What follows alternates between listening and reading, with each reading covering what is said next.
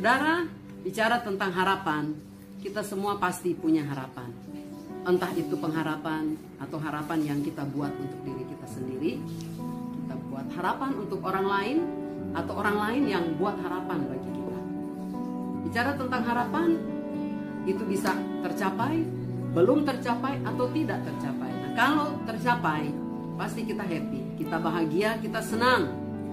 Tetapi kalau belum tercapai, barangkali kita masih butuh waktu untuk menunggu sehingga harapan itu bisa tercapai.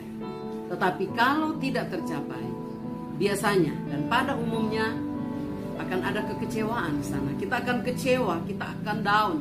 Bahkan tidak sering kita menyalahkan orang lain, dan barangkali juga kita bisa menyalahkan Tuhan. Tetapi saudara, kabar baik buat kita pada hari ini bahwa ada satu pribadi yang memberikan harapan kepada kita, dan pribadi itu tidak akan pernah mengecewakan kita, yaitu pribadi Tuhan Yesus Kristus sendiri. Roma 5 ayat yang kelima mengatakan, dan pengharapan tidak mengecewakan, karena kasih Allah telah dicurahkan di dalam hati kita oleh Roh Kudus yang telah dikaruniakan kepada kita. Pengharapan yang tidak mengecewakan hanya datang daripada Tuhan. Tetapi ingat satu hal, bahwa pengharapan di dalam Tuhan tidak terjadi serta-merta seperti itu. Tidak instan, tetapi butuh waktu, butuh proses, butuh perjuangan, butuh kekuatan daripada Tuhan untuk kita hidup bersama dengan Tuhan. Karena dari perikop ini, dalam ayat yang ketiga dan keempat dikatakan begini, dan bukan hanya itu saja, kita malah bermegah juga dalam kesengsaraan kita, karena kita tahu bahwa kesengsaraan itu menimbulkan ketekunan, dan ketekunan menimbulkan tahan uji, dan tahan uji menimbulkan pengharapan. Jadi pengharapan yang tidak mengecewakan adalah pengharapan yang sudah dibangun dengan kekuatan iman yang daripada Tuhan, dan tentu saja dengan pertolongan Roh Kudus.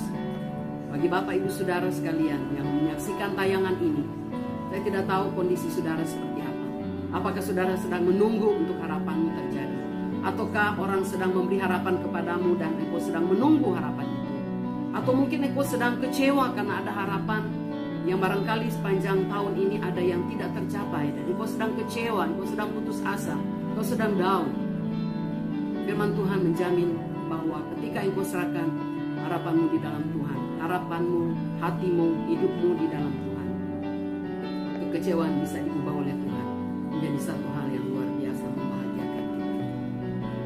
Dan biarlah dengan kondisi keadaan yang seperti sekarang ini kita ada, kita akan terus percaya kepada Tuhan, kita akan terus bersandar kepada Tuhan, kita akan terus berharap kepada Tuhan, karena hanya dari Tuhan pengharapan itu tidak akan mengecewakan. Tuhan memberkati firman-Nya, dan lewat tayangan kesempatan hari ini juga saya mau sampaikan selamat memasuki bulan Natal dan selamat menyongsong tahun yang baru, tahun 2021. Tuhan memberkati kita semua. Shalom.